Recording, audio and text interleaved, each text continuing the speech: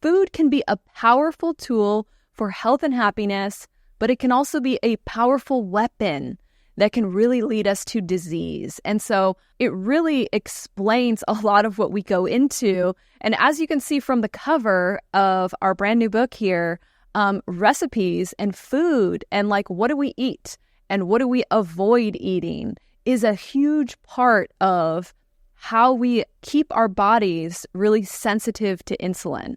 And then the other big part is exercise.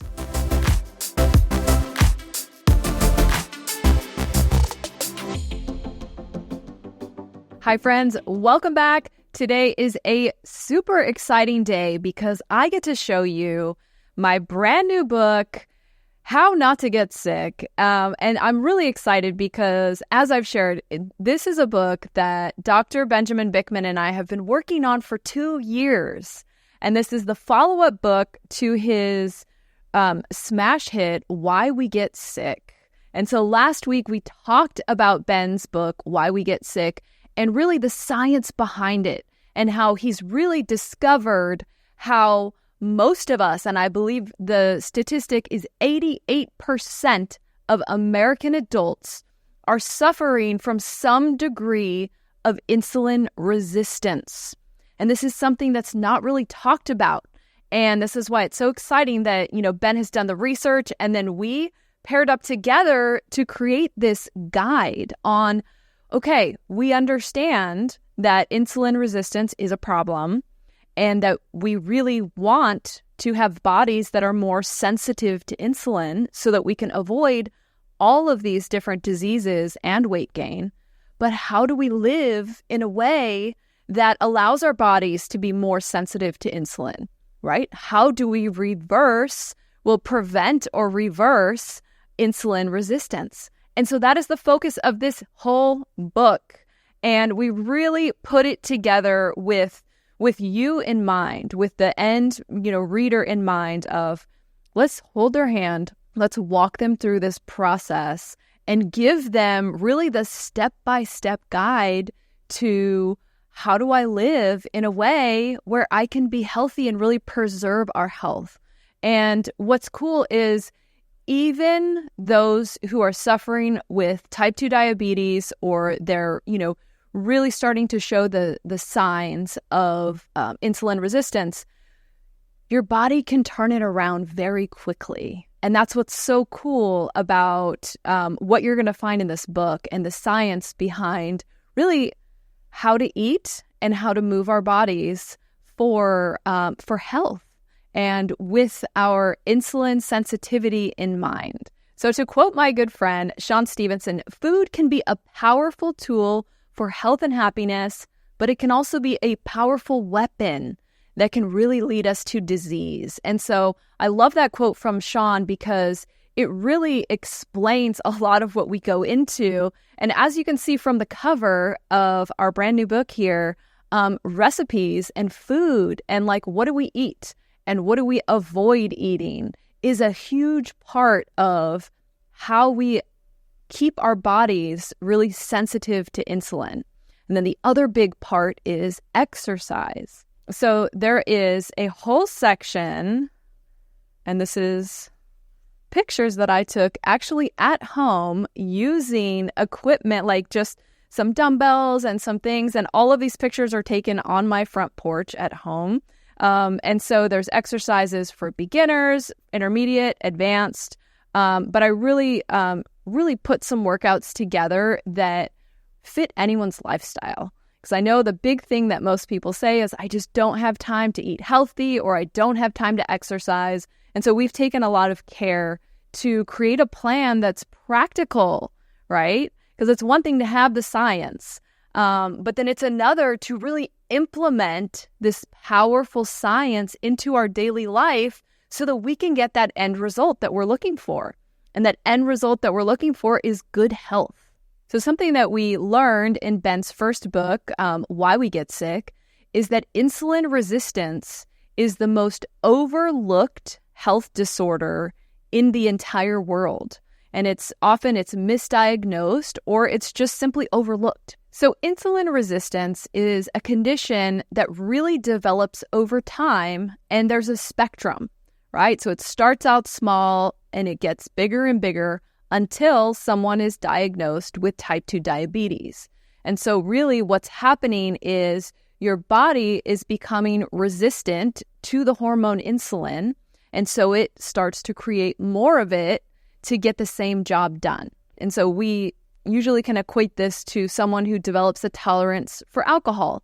So if you have one glass of wine, you feel a certain way, but after a while, your body builds up this kind of resistance to it, this tolerance, and you're like, okay, wait, now I need 2 glasses of wine to get that same feeling. And so the same thing is happening in our bodies with insulin. So the more high carb, high sugar things that we eat, the more frequently that we eat, and then also if we're not working our muscles, if we're living a sedentary life, these are things that lead to the body creating this resistance to insulin and having to create more and more of it to get the job done. And so this is something that can really go undetected for decades as it's slowly getting worse. And so the reason it can go undetected is that it's not something that really we're being tested for. So your doctor's going to be looking at your blood sugar levels, and if those are normal, which our body can still create normal blood sugar levels for quite a while as it creates more and more and more insulin. But having all of this extra insulin and having our cells become more and more resistant to insulin is having a detrimental effect on our organs and on our health. And that's really the science that Ben gets into. He explains in very great detail in why we get sick, but also in our new book, he goes into the science again and he kind of condenses it and makes it really understandable for a layperson such as myself and probably many of you, where, you know, these are big scientific ideas, but it's explained in a way that we can understand it, right? And so a big part of the plan of attack on how do we take our body from being, you know, insulin resistant and basically on our way towards having and developing type 2 diabetes, how do we really reverse that and bring us the other way and really condition ourselves and our body to need less insulin? And so one of the big ways is changing how we eat. And this is something that we, talk about a lot on the show. But the number one nutrient that spikes our insulin are refined carbs and sugar, right? And so if you think about the world we live in today, where, there's a Starbucks on every corner, and there's these drinks like the Frappuccinos or, an iced coffee that has like 4 pumps of classic syrup in it. And you see how when we get into the habit of kind of taking in these carbohydrates and this sugar all throughout our day, this means that our body is having to create insulin constantly and have that circulating all day to deal with the carbs and the sugars that we're putting in. And so one of the really simple ways to start reversing this process of insulin resistance is to start doing some intermittent fasting. So intermittent fasting is one of the tips that we give you in the new book to really help you to have these periods of time where all you're drinking is water. And this allows your body to really just take a step back from insulin for a while. And as you have more and more periods of time where the body is not having to create all this insulin, you're going to slowly start regaining some of that insulin sensitivity. Another really big factor is exercise, and more specifically, really working our muscles.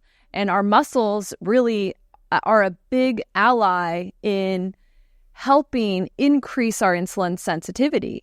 And so when we do a workout that's really a resistance training workout, which I've got a ton of them in the book for you, what we're doing is we're really helping our body utilize less insulin and really increasing our insulin sensitivity, which is overall helping us to have better health and to really not get sick. Okay, so the big takeaways when it comes to eating for insulin sensitivity, the first one is controlling those carbs and sugars, right? And so what you're going to find with the recipes, and these are all brand new recipes that I've come up with for you, is that they are all low in carbs. So the book is broken into 3 different plans. The first one is reverse. So if you've already developed type 2 diabetes, or if you already are very insulin resistant, we have a plan to help you reverse that process. And so in this plan, there's going to be more intermittent fasting. The recipes are going to be lower in carbs. And for the reverse plan, the way that we break down the macros is 30% of your diet is protein, 10% of your diet is carbs, and 60% comes from fat. And so that is if you have already really fallen into this cycle of insulin resistance and you're like, man, I got to climb out of this and I got to get myself back on track with my health. The carbs are 10%. And so now for those of us who maybe we're not full blown, insulin resistant, but we're like on the edge where if we let it go much longer, we are definitely going to fall into, this downward slope of becoming insulin resistant. And so that plan we've called the prevent plan because we're on the edge. And so we really want to pull you back from the edge and really get you closer to being insulin sensitive. And so that diet plan, your macros are 30% protein, 15% carbs. So you can see it's a little bit more carbs in the prevent program. And then 55% of your calories are coming from fat. And so all of the recipes are broken down to show you what percentage of protein, carbs, and fat are in them. So it makes it very simple. And then the third plan is someone who's very healthy. They have, very good insulin sensitivity, but they understand that that's something that we have to work to maintain, right? We have to make sure that we continue to to eat and to move in a way that allows our bodies to stay insulin sensitive. And so the macros for that diet are 30% protein, which you may have noticed that all 3 plans have 30% protein. And we're really just shifting around carbs and fat. And there's a reason for that, because fat does not impact insulin and carbs do. So the maintain program, it's 30% protein, 20% carbs. So this is the highest level of carbs that we've seen. And then 50% of your calories are coming from fat. And so all of the recipes in this book are either 10%, 15%, or 20% carbs. And so when you compare that to most, food items that are in our modern diet, these are way lower in carbs than what we're used to. And there's, it's very specific and designed this way so that we can allow our bodies to enjoy good nutrition without requiring tons of insulin to digest and to utilize what we eat. So something that I go into in the book is this idea of a health bank. And this is kind of how my brain works when I think about my own insulin sensitivity and really protecting that. I think of things as either taking a debit out of my health bank or putting in a deposit. And so an example would be some deposits would be, having a dinner like I did last night, which was a recipe from the book. We had the hamburger skillet on a big bed of arugula that was like fresh from the garden, very low carb, high protein, good amount of fat. So eating a dinner like that is a deposit into the health bank account. Getting in a great resistance training workout. And right now my son has been my personal trainer and he gives me these killer 30-minute resistance training workouts where he pushes me very hard. And every time that I do a session with him, in my mind, I'm like putting this deposit into my health bank account. Another thing would be getting a full night's rest, right? Giving ourselves the right amount of sleep and allowing our bodies to really rejuvenate after the day. That's another thing. It's like, okay, that was a little deposit into my health bank account. Something that would be a withdrawal from the bank account would be tonight is date night. And so Bedros and I are going out, and my meal is going to be higher in carbs because once a week we go out and we treat ourselves. But I'm also very aware that I'm taking a withdrawal from my health bank account, right? And so I know that the next day and, this morning and this afternoon, I'm having to make some other adjustments to make more deposits. And so this is just a little way that I look at it, and I go into detail in the book because it can be helpful to keep us on track, right? Because, life is complex, and there's always going to be times where we're making some withdrawals from the health bank account, but then we have ample opportunity to be making these deposits.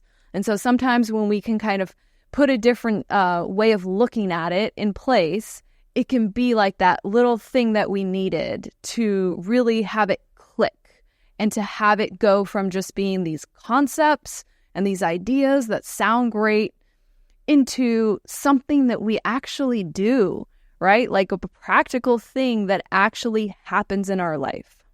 All right, friends, there you have it. How Not to Get Sick, the cookbook and guide to prevent and reverse insulin resistance, lose weight, and fight chronic disease. Friends, you need this book. Everyone in your life needs this book because it's no secret that just as a society, we are getting sicker and sicker. We are getting more overweight. Our health is diminishing, but there's so many things that we can do to really fight back and to regain our health. And so this is, Dr. Bikman and I, this is our contribution to really help the health crisis that is happening in this country.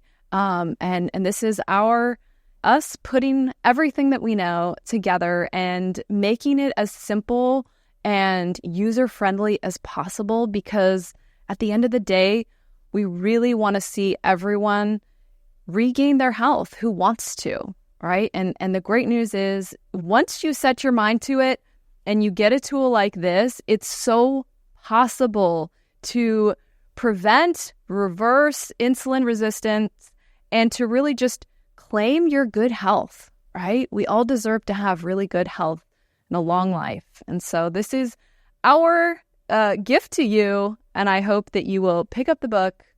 Thank you so much for watching. Drop me a comment. Let me know if you get the book, what you think of it, and I will be back next week with more content.